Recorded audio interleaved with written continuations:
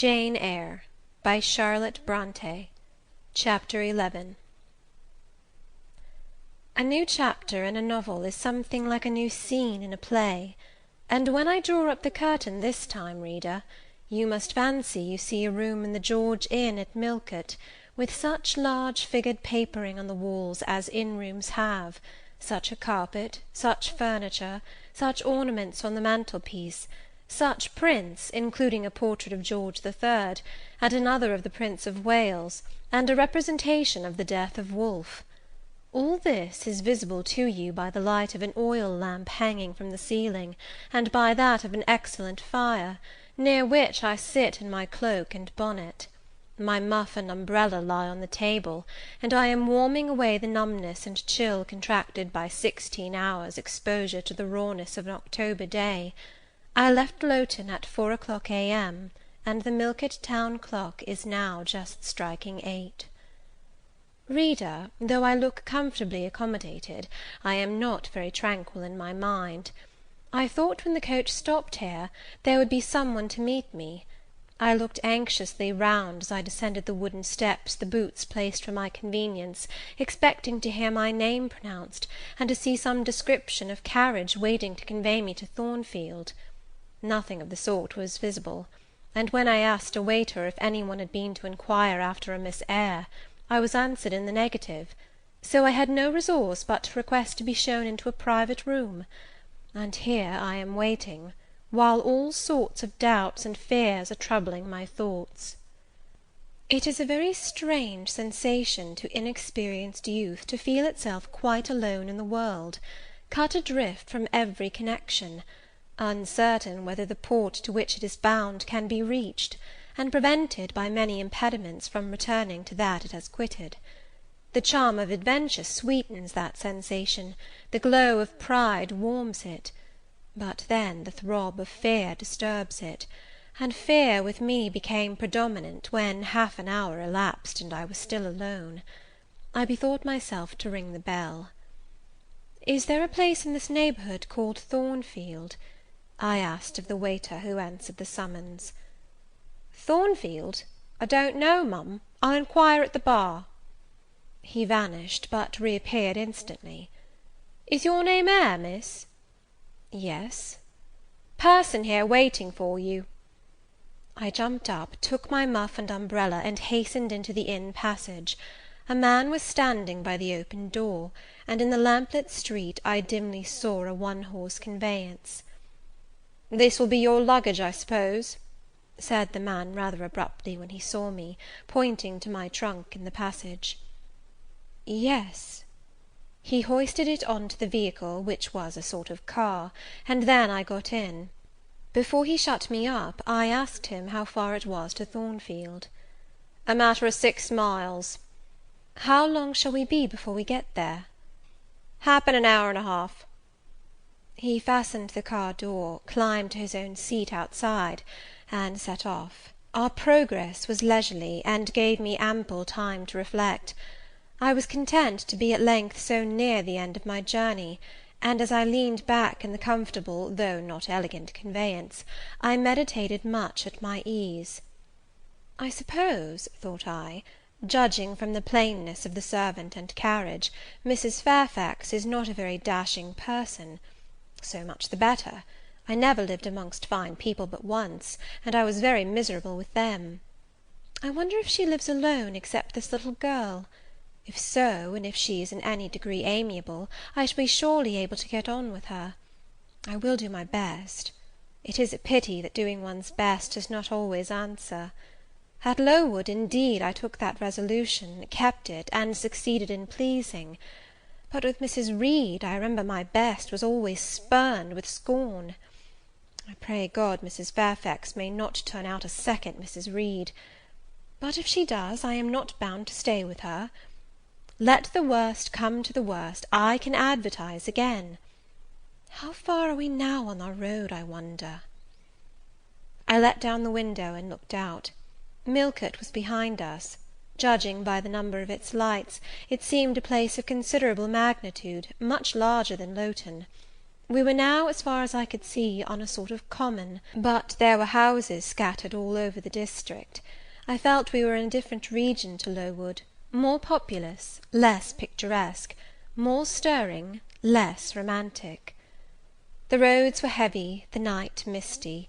My conductor let his horse walk all the way, and the hour and a half extended, I verily believe, to 2 hours. At last he turned in his seat and said, "You're known so far for Thornfield now." Again I looked out. We were passing a church. I saw its low, broad tower against the sky, and its bell was tolling a quarter. I saw a narrow galaxy of lights, too, on a hillside, marking a village or hamlet. About 10 minutes after, the driver got down and opened a pair of gates. We passed through, and they clashed to behind us. We now slowly ascended a drive, and came upon the long front of a house. Candlelight gleamed from one curtained bow window, all the rest were dark. The car stopped at the front door. It was opened by a maidservant. I alighted and went in. "Will you walk this way, ma'am?" said the girl, and I followed her across a square hall with high doors all round. She ushered me into a room whose double illumination of fire and candle at first dazzled me, contrasting as it did with the darkness to which my eyes had been for 2 hours inured. When I could see, however, a cosy and agreeable picture presented itself to my view. A snug, small room, a round table by a cheerful fire, an arm-chair high-backed and old-fashioned, wherein sat the neatest imaginable little elderly lady, in widow's cap, black silk gown, and snowy muslin apron, exactly like what I had fancied Mrs. Fairfax, only less stately and milder looking. She was occupied in knitting. A large cat sat demurely at her feet. Nothing, in short, was wanting to complete the beau ideal of domestic comfort. A more reassuring introduction for a new governess could scarcely be conceived. There was no grandeur to overwhelm, no stateliness to embarrass; and then, as I entered, the old lady got up, and promptly and kindly came forward to meet me. "How do you do, my dear? I'm afraid you have had a tedious ride. John drives so slowly. You must be cold. Come to the fire."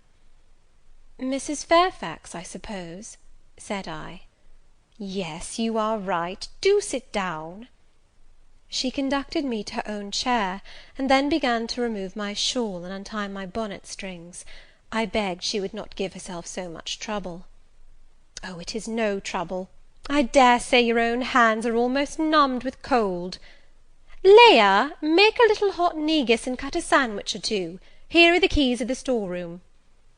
And she produced from her pocket a most housewifely bunch of keys, and delivered them to the servant. "Now then, draw nearer to the fire," she continued. "You've brought your luggage with you, haven't you, my dear?" "Yes, ma'am." "I'll see it carried into your room," she said, and bustled out. She treats me like a visitor, thought I. I little expected such a reception. I anticipated only coldness and stiffness. This is not like what I have heard of the treatment of governesses, but I must not exult too soon. She returned, with her own hands cleared her knitting apparatus and a book or two from the table, to make room for the tray which Leah now brought, and then herself handed me the refreshments. I felt rather confused at being the object of more attention than I had ever before received, and that, too, shown by my employer and superior; but as she did not seem herself to consider she was doing anything out of her place, I thought it better to take her civilities quietly. "Shall I have the pleasure of seeing Miss Fairfax to-night?" I asked, when I had partaken of what she offered me. "What did you say, my dear? I am a little deaf," returned the good lady, approaching her ear to my mouth. I repeated the question more distinctly. "Miss Fairfax? Oh, you mean Miss Varenne. Varenne is the name of your future pupil." "Indeed? Then she is not your daughter?" "No, I have no family." I should have followed up my first inquiry by asking in what way Miss Varens was connected with her, but I recollected it was not polite to ask too many questions. Besides, I was sure to hear in time. I am so glad," she continued, as she sat down opposite to me, and took the cat on her knee, "I am so glad you are come. It will be quite pleasant living here now with a companion. To be sure, it is pleasant at any time, for Thornfield is a fine old hall, rather neglected of late years, perhaps, but still it is a respectable place. Yet, you know, in winter time one feels dreary quite alone in the best quarters. I say alone. Leah is a nice girl, to be sure, and John and his wife are very decent people, but then, you see, they are only servants, and one can't converse with them on terms of equality. One must keep them at due distance, for fear of losing one's authority. I'm sure last winter, it was a very severe one, if you recollect, and when it did not snow, it rained and blew, not a creature but the butcher and the postman came to the house from November till February, and I really got quite melancholy with sitting night after night alone. I had Leah in to read to me sometimes, but I don't think the poor girl liked the task much. She felt it confining. In spring and summer one got on better. Sunshine and long days make such a difference. And then, just at the commencement of this autumn, little Adela Varens came and her nurse. A child makes a house alive all at once, and now you are here, I shall be quite gay." My heart really warmed to the worthy lady as I heard her talk, and I drew my chair a little nearer to her, and expressed my sincere wish that she might find my company as agreeable as she anticipated. "But I'll not keep you sitting up late to-night," said she. "It is on the stroke of 12 now, and you have been travelling all day. You must feel tired. If you have got your feet well warmed, I'll show you your bedroom. I've had the room next to mine prepared for you. It is only a small apartment, but I thought you would like it better than one of the large front chambers. To be sure, they have finer furniture, but they are so dreary and solitary, I never sleep in them myself." I thanked her for her considerate choice, and, as I really felt fatigued with my long journey, expressed my readiness to retire. She took her candle, and I followed her from the room. First she went to see if the hall door was fastened. Having taken the key from the lock, she led the way upstairs. The steps and banisters were of oak, the staircase window was high and latticed. Both it and the long gallery into which the bedroom doors opened looked as if they belonged to a church rather than a house. A very chill and vault-like air pervaded the stairs and gallery, suggesting cheerless ideas of space and solitude, and I was glad, when finally ushered into my chamber, to find it of small dimensions, and furnished in ordinary modern style. When Mrs. Fairfax had bidden me a kind good night, and I had fastened my door, gazed leisurely round, and in some measure effaced the eerie impression made by that wide hall, that dark and spacious staircase, and that long cold gallery, by the livelier aspect of my little room, I remembered that, after a day of bodily fatigue and mental anxiety, I was now at last in safe haven. The impulse of gratitude swelled my heart, and I knelt down at the bedside, and offered up thanks where thanks were due, not forgetting, ere I rose, to implore aid on my further path, and the power of meriting the kindness which seemed so frankly offered me before it was earned. My couch had no thorns in it that night, my solitary room no fears. At once weary and content, I slept soon and soundly. When I awoke, it was broad day. The chamber looked such a bright little place to me as the sun shone in between the gay blue chintz window curtains, showing papered walls and a carpeted floor, so unlike the bare planks and stained plaster of Lowood, that my spirits rose at the view. Externals have a great effect on the young. I thought that a fairer era of life was beginning for me, one that was to have its flowers and pleasures, as well as its thorns and toils. My faculties, roused by the change of scene, the new field offered to hope, seemed all astir. I cannot precisely define what they expected, but it was something pleasant, not perhaps that day or that month, but at an indefinite future period.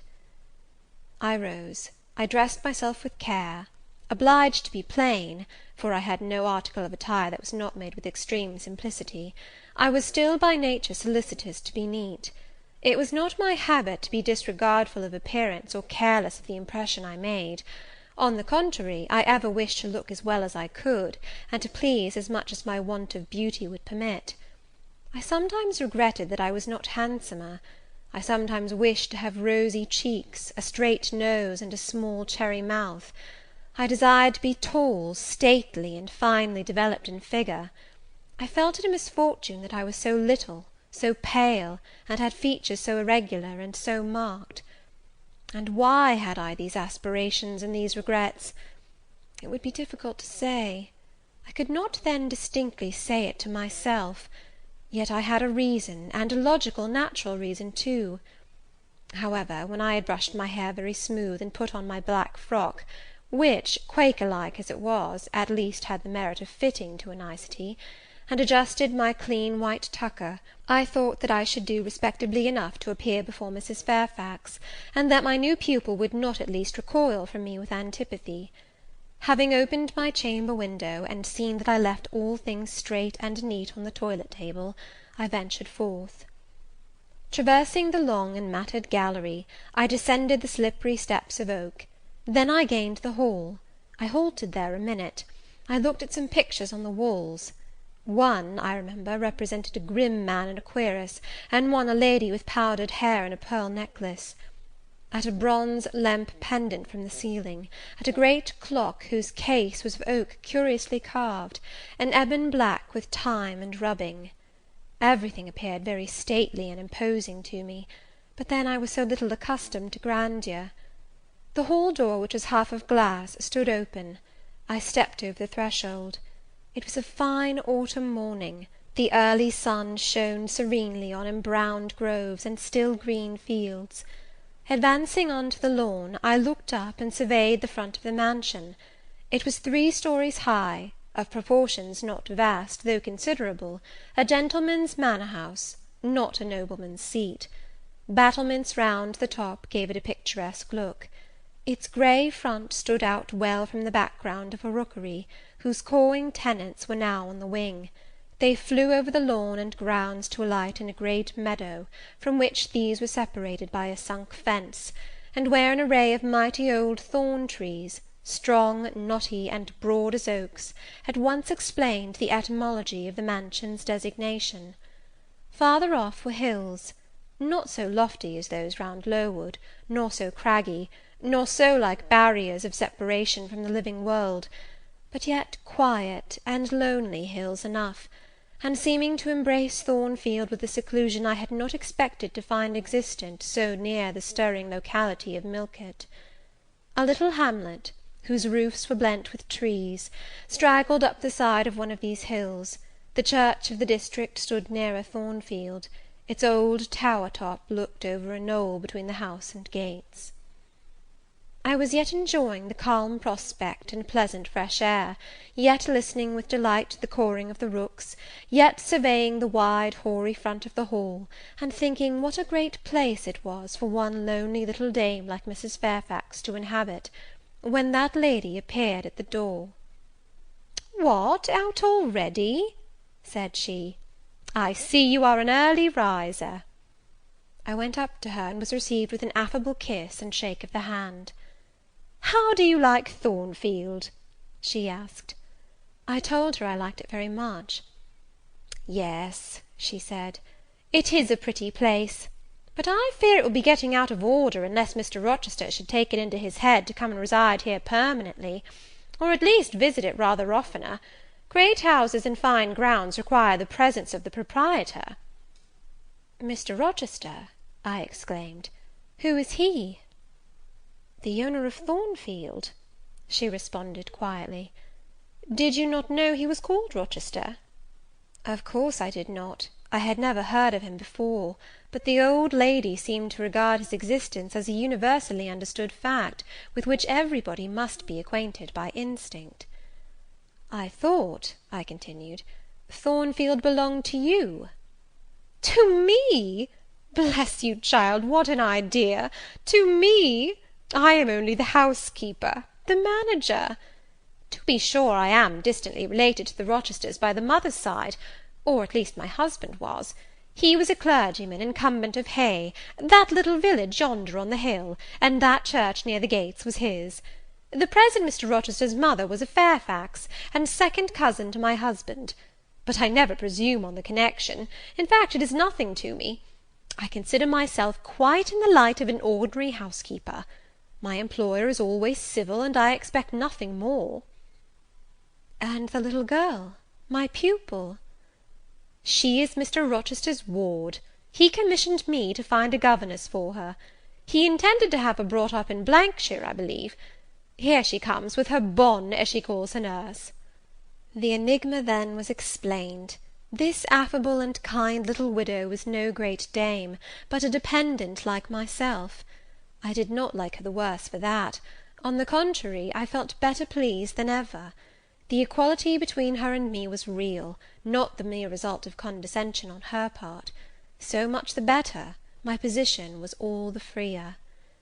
As I was meditating on this discovery, a little girl, followed by her attendant, came running up the lawn. I looked at my pupil, who did not at first appear to notice me.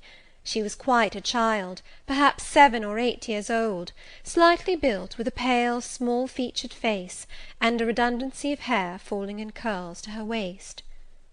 "Good morning, Miss Adela," said Mrs. Fairfax. "Come and speak to the lady who is to teach you, and to make you a clever woman some day." She approached. "C'est là ma gouvernante," said she, pointing to me, and addressing her nurse, who answered, "Mais oui, certainement." "Are they foreigners?" I inquired, amazed at hearing the French language. "The nurse is a foreigner, and Adela was born on the continent, and I believe never left it until within 6 months ago. When she first came here she could speak no English. Now she can make shift to talk it a little.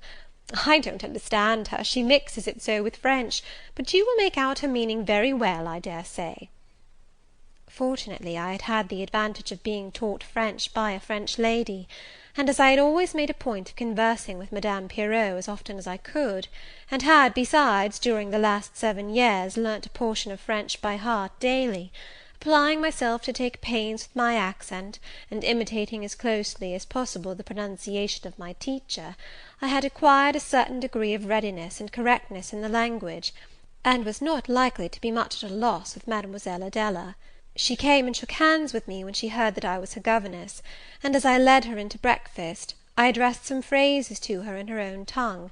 She replied briefly at first, but after we were seated at the table, and she had examined me some 10 minutes with her large hazel eyes, she suddenly commenced chattering fluently. "Ah," cried she in French, "you speak my language as well as Mr. Rochester does. I can talk to you as I can to him, and so can Sophie. She will be glad. Nobody here understands her. Madame Fairfax is all English. Sophie is my nurse. She came with me over the sea in a great ship with a chimney that smoked. How it did smoke! And I was sick, and so was Sophie, and so was Mr. Rochester. Mr. Rochester lay down on a sofa in a pretty room called the salon, and Sophie and I had little beds in another place. I nearly fell out of mine, it was like a shelf, and Mademoiselle, what is your name?" "Eyre, Jane Eyre." "Eyre? Bah, I cannot say it. Well, our ship stopped in the morning, before it was quite daylight, at a great city, a huge city, with very dark houses, and all smoky, not at all like the pretty clean town I came from, and Mr. Rochester carried me in his arms over a plank to the land, and Sophie came after, and we all got into a coach, which took us to a beautiful large house, larger than this, and finer, called an hotel. We stayed there nearly a week. I and Sophie used to walk every day in a great green place full of trees, called the park, and there were many children there besides me, and a pond with beautiful birds in it that I fed with crumbs." "Can you understand her when she runs on so fast?" asked Mrs. Fairfax. I understood her very well, for I had been accustomed to the fluent tongue of Madame Pirot. "I wish," continued the good lady, You would ask her a question or two about her parents. I wonder if she remembers them." "Adèle," I inquired, "with whom did you live when you were in that pretty clean town you spoke of?" "I lived long ago with mamma, but she is gone to the Holy Virgin. Mamma used to teach me to dance and sing and to say verses. A great many gentlemen and ladies came to see mamma, and I used to dance before them, or to sit on their knees and sing to them. I liked it. Shall I let you hear me sing now?" She had finished her breakfast, so I permitted her to give a specimen of her accomplishments. Descending from her chair, she came and placed herself on my knee. Then, folding her little hands demurely before her, shaking back her curls, and lifting her eyes to the ceiling, she commenced singing a song from some opera. It was the strain of a forsaken lady, who, after bewailing the perfidy of her lover, calls pride to her aid, desires her attendant to deck her in her brightest jewels and richest robes, and resolves to meet the false one that night at a ball, and prove to him, by the gaiety of her demeanour, how little his desertion has affected her. The subject seems strangely chosen for an infant singer, but I suppose the point of the exhibition lay in hearing the notes of love and jealousy warbled with the lisp of childhood, and in very bad taste that point was, at least I thought so. Adèle sang the canzonette tunefully enough, and with the naïveté of her age. This achieved, she jumped from my knee, and said, "Now, mademoiselle, I will repeat you some poetry." Assuming an attitude, she began La Ligue des Rats, Fable de La Fontaine. She then declaimed the little piece with an attention to punctuation and emphasis, a flexibility of voice, and an appropriateness of gesture, very unusual indeed at her age, and which proved she had been very carefully trained. "Was it your mamma who taught you that piece?" I asked. "Yes, and she just used to say it in this way: Qu'avez-vous donc? Lui dit un de ses rats, parlez! She made me lift my hand so, to remind me to raise my voice at the question. Now shall I dance for you?" "No, that will do. But after your mamma went to the Holy Virgin, as you say, with whom did you live then?" "With Madame Frederic and her husband. She took care of me, but she is nothing related to me. I think she is poor, for she had not so fine a house as mamma. I was not long there. Mr. Rochester asked me if I would like to go and live with him in England, and I said yes, for I knew Mr. Rochester before I knew Madame Frederic, and he was always kind to me, and gave me pretty dresses and toys. But you see, he has not kept his word, for he has brought me to England, and now he is gone back again himself, and I never see him." After breakfast, Adèle and I withdrew to the library, which room, it appears, Mr. Rochester had directed should be used as the schoolroom. Most of the books were locked up behind glass doors, but there was one bookcase left open, containing everything that could be needed in the way of elementary works, and several volumes of light literature, poetry, biography, travels, a few romances, etc. I suppose he had considered that these were all the governess would require for her private perusal, and indeed they contented me amply for the present. Compared with the scanty pickings I had now and then been able to glean at Lowood, they seemed to offer an abundant harvest of entertainment and information. In this room, too, there was a cabinet piano, quite new and of superior tone, also an easel for painting, and a pair of globes. I found my pupil sufficiently docile, though disinclined to apply. She had not been used to regular occupation of any kind. I felt it would be injudicious to confine her too much at first; so, when I had talked to her a great deal, and got her to learn a little, and when the morning had advanced to noon, I allowed her to return to her nurse. I then proposed to occupy myself till dinner time in drawing some little sketches for her use. As I was going up stairs to fetch my portfolio and pencils, Mrs. Fairfax called to me. "Your morning school hours are over now, I suppose?" said she. She was in a room the folding doors of which stood open. I went in when she addressed me. It was a large stately apartment, with purple chairs and curtains, a Turkey carpet, walnut-panelled walls, one vast window rich in slanted glass, and a lofty ceiling nobly moulded. Mrs. Fairfax was dusting some vases of fine purple spar, which stood on a sideboard. "What a beautiful room!" I exclaimed as I looked round, for I had never seen before any half so imposing. Yes, this is the dining-room. I have just opened the window to let in a little air and sunshine, for everything gets so damp in apartments that are seldom inhabited. The drawing-room yonder feels like a vault."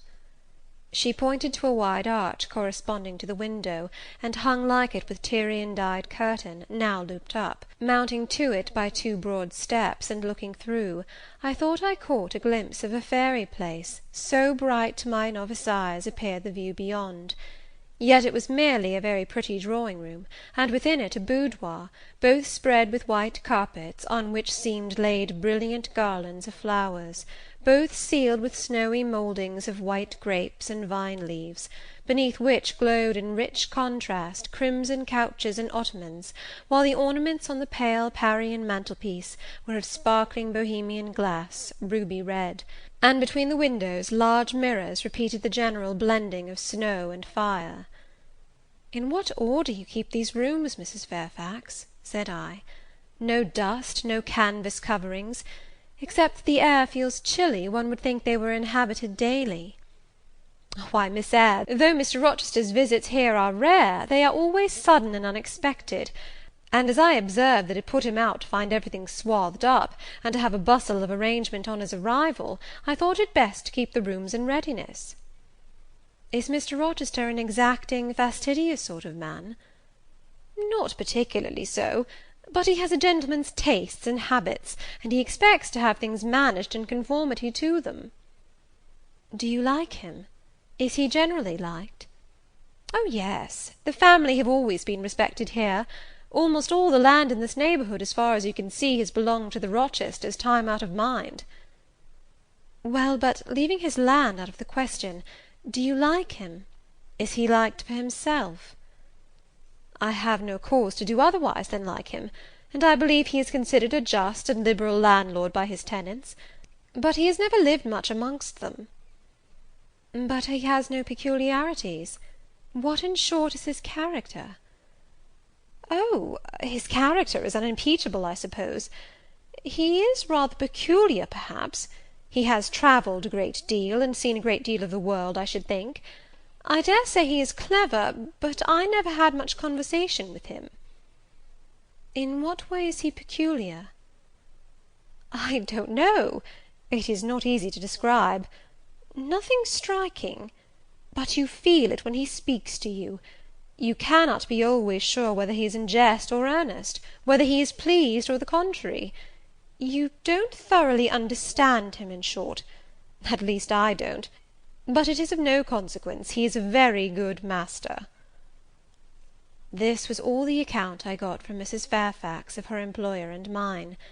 There are people who seem to have no notion of sketching a character, or observing and describing salient points, either in persons or things. The good lady evidently belonged to this class. My queries puzzled, but did not draw her out. Mr. Rochester was Mr. Rochester in her eyes, a gentleman, a landed proprietor, nothing more. She inquired and searched no further, and evidently wondered at my wish to gain a more definite notion of his identity. When we left the dining-room, she proposed to show me over the rest of the house, and I followed her upstairs and downstairs, admiring as I went, for all was well arranged and handsome.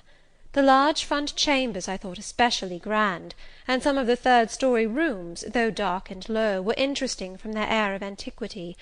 The furniture once appropriated to the lower apartments had from time to time been removed here, as fashion changed, and the imperfect light entering by their narrow casement showed bedsteads of 100 years old, chests in oak or walnut, looking, with their strange carvings of palm branches and cherubs' heads, like types of the Hebrew ark. Rows of venerable chairs, high-backed and narrow, stools still more antiquated, on whose cushioned tops were yet apparent traces of half-effaced embroideries, wrought by fingers that for 2 generations had been coffin dust. All these relics gave to the third story of Thornfield Hall the aspect of a home of the past, a shrine of memory. I liked the hush, the gloom, the quaintness of these retreats in the day, but I by no means coveted a night's repose on one of those wide and heavy beds, shut in, some of them with doors of oak, shaded others with wrought old English hangings crusted with thick work, portraying effigies of strange flowers, and stranger birds, and strangest human beings, all which would have looked strange indeed by the pallid gleam of moonlight. "Do the servants sleep in these rooms?" I asked. "No, they occupy a range of smaller apartments to the back. No one ever sleeps here. One would almost say that, if there were a ghost at Thornfield Hall, this would be its haunt." "So I think. You have no ghost, then?" "None that I ever heard of," returned Mrs. Fairfax, smiling. "Nor any traditions of one? No legends or ghost stories?" "I believe not. And yet it is said the Rochesters have been rather a violent than a quiet race in their time. Perhaps, though, that's the reason they rest tranquilly in their graves now." "Yes, after life's fitful fever they sleep well," I muttered. "Where are you going now, Mrs. Fairfax?" For she was moving away. "On to the Leads. Will you come and see the view from thence?" I followed still, up a very narrow staircase to the attics, and thence by a ladder and through a trap door to the roof of the hall. I was now on a level with the crow colony, and could see into their nests.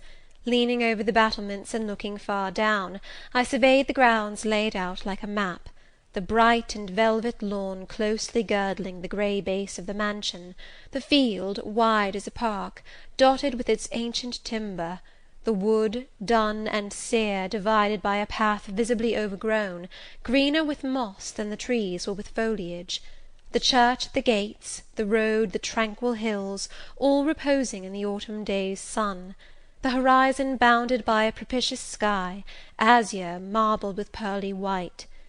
No feature in the scene was extraordinary, but all was pleasing.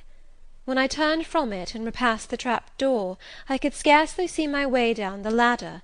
The attic seemed black as a vault compared with that arch of blue air to which I had been looking up, and to that sunlit scene of grove, pasture, and green hill, of which the hall was the centre, and over which I had been gazing with delight.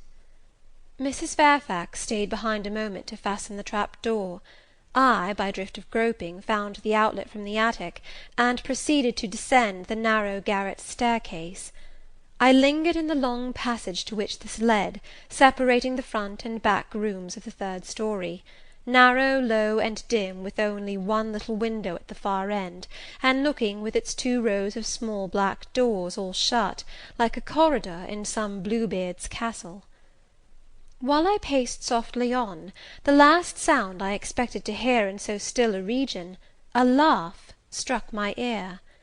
It was a curious laugh, distinct, formal, mirthless. I stopped. The sound ceased, only for an instant. It began again, louder; for at first, though distinct, it was very low. It passed off in a clamorous peal that seemed to wake an echo in every lonely chamber, though it originated but in one, and I could have pointed out the door from which the accents issued. "Mrs. Fairfax," I called out, for now I heard her descending the great stairs, "did you hear that loud laugh? Who is it?" "Some of the servants, very likely," she answered. "Perhaps Grace Poole." "Did you hear it?" I again enquired. "Yes, plainly. I often hear her. She sews in one of these rooms. Sometimes Leah is with her. They are frequently noisy together." The laugh was repeated in its low syllabic tone, and terminated in an odd murmur. "Grace!" exclaimed Mrs. Fairfax. I really did not expect any Grace to answer, for though the laugh was as tragic, as preternatural a laugh as any I have heard, and but that it was high noon, and that no circumstance of ghostliness accompanied the curious cachinnation, but that neither scene nor season favoured fear, I should have been superstitiously afraid. However, the event showed me I was a fool for entertaining a sense even of surprise. The door nearest me opened, and a servant came out, a woman of between 30 and 40, a set, square-made figure, red-haired, and with a hard, plain face, Any apparition less romantic or less ghostly could scarcely be conceived. "Too much noise, Grace," said Mrs. Fairfax. "Remember directions." Grace curtsied silently, and went in. "She is a person we have to sew and assist Leah in her housemaid's work," continued the widow; "not altogether unobjectionable in some points, but she does well enough. By the by, how have you got on with your new pupil this morning?" The conversation, thus turned on Adele, continued till we reached the light and cheerful region below. Adele came running to meet us in the hall, exclaiming, "Mesdames, vous êtes servies!" adding, "J'ai bien faim, moi!" We found dinner ready, and waiting for us in Mrs. Fairfax's room. Chapter XII.